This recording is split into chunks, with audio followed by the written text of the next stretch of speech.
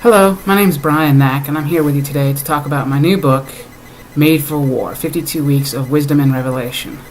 It's a 52-week Bible study and devotional book that's just meant to bring the reader a little closer to Jesus, to learn more about Him and about yourselves.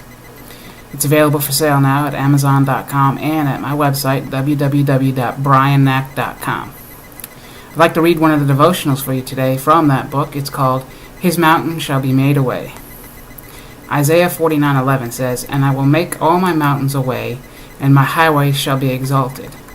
Matthew 17:20, "And Jesus said unto them, Because of your unbelief, for verily I say unto you, if you have faith as a grain of mustard seed, you shall say unto this mountain, Be removed hence yonder to yonder place, and it shall remove, and nothing shall be impossible for you."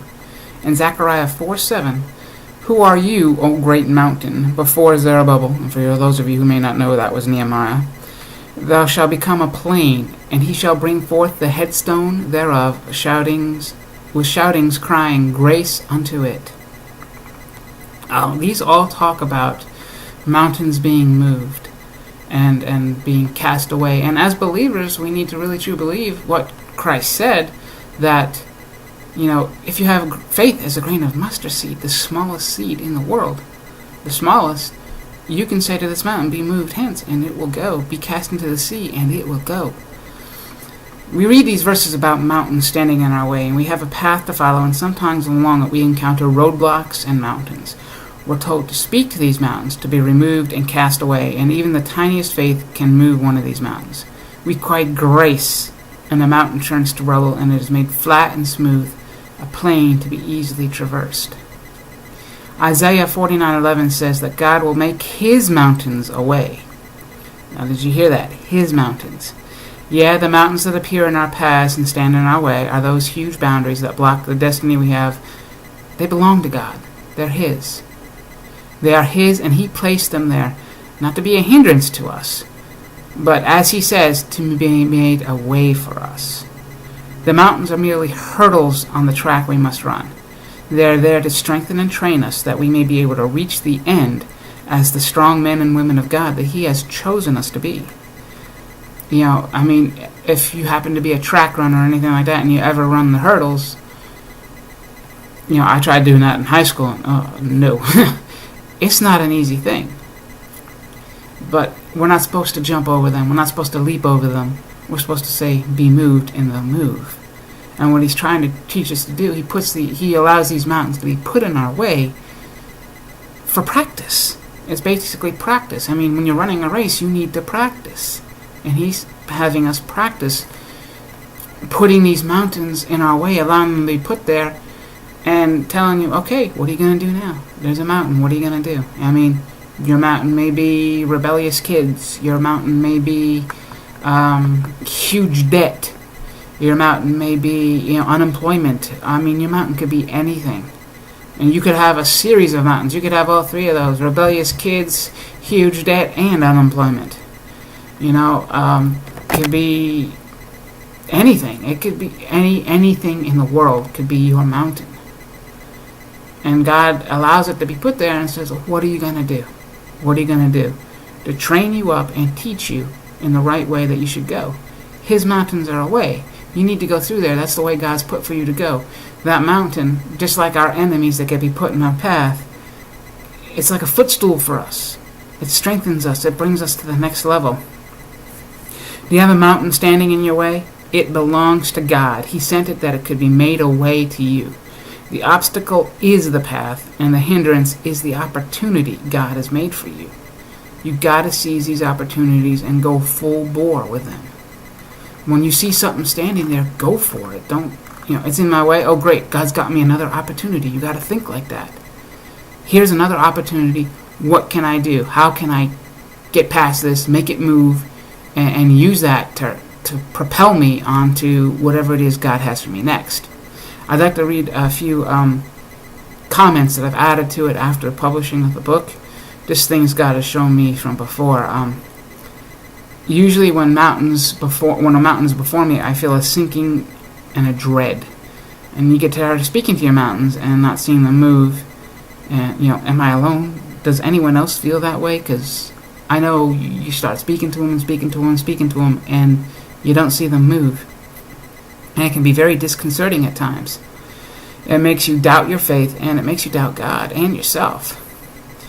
But I know one thing, God is not a man that he should lie. Those mountains that come our way and become trouble to us, they're there to help us grow in the faith and in power. Romans 8:28 says, all things work together for the good to them that love God and are called of his purpose. You called of his purpose. Do you love him? Do you truly, truly love him, and are you called of his purpose? It's so that no matter what's in your way, God's going to use it for your good. God didn't put it there, but he allowed it to be there to train you up and to bring good into your life. How can your troubles help you grow in faith and power? In Isaiah 65:10 it says, and Sharon shall be a fold of flocks, and the valley of Achor a place for the herds to lie down in, for my people that have sought me. Hosea 2:16 says, and I will give her vineyards from thence, and the valley of Achor for a door of hope, and she shall sing there as in the days of her youth, as in the day when she came up out of the land of Egypt. Now, if you remember back in Joshua, Achor was where Joshua, he lost the battle because of disobedience in the congregation. Achor means trouble or disturbance. And God says here, I shall give you the valley of Achor for a door of hope. I will give you, your troubles will be your door of hope. Your troubles and the disturbances in your life will become a place of rest and a door of hope for you. I know it sounds totally crazy, but that's what God is. That's who God is. He's far above our thinking. We need to get out of this mindset that tells us, everything has to be hunky-dory for us. And that tells us that when troubles come our way, what are we doing wrong? Sometimes you are doing something wrong, but a lot of times it's just God trying to grow you up more. It's just God trying to tell you, listen, I know you can handle this. He says he'll never give you anything more than you can bear. It's God saying, I know you can handle this. I'm going to use it to grow you up. What are you going to do? It's throwing a test at us. The life is like a marathon, but it's more than just a marathon. It's a hurdle marathon. There's pitfalls, and there's hurdles, and there's mountains, and there's speed bumps, and there's roller coasters, all kinds of things throughout the path of life. Now, you can take the easy, broad road, which there's very few of those things on, or you can take the narrow path where there's lots of those things. He's been down that path. He already knows what's there. And he says, all these troubles are going to be a door of hope for you. You just need to see them. You need to ask him. You need spiritual discernment. Your troubles are meant for your good, believe it or not. No matter what they are, they're meant for your good. Be encouraged. You're going through trials and tribulations. Great. Every Christian's supposed to. Jesus did. And you're no greater than he. Says it's the master. If they hated the master, what do you think they're going to think about the servant? Be encouraged. Go through them. Endure them. Learn from them. Especially learn from them. Thank you very much for your time. I just bless you. This has been a devotional, His Mountain Shall Be Made Away, from my new book, Made for War, 52 Weeks of Wisdom and Revelation. It's on sale now at Amazon.com and at my website, www.briannack.com. That's www.brianknack.com. Thank you. God bless you. And until next time, bye-bye.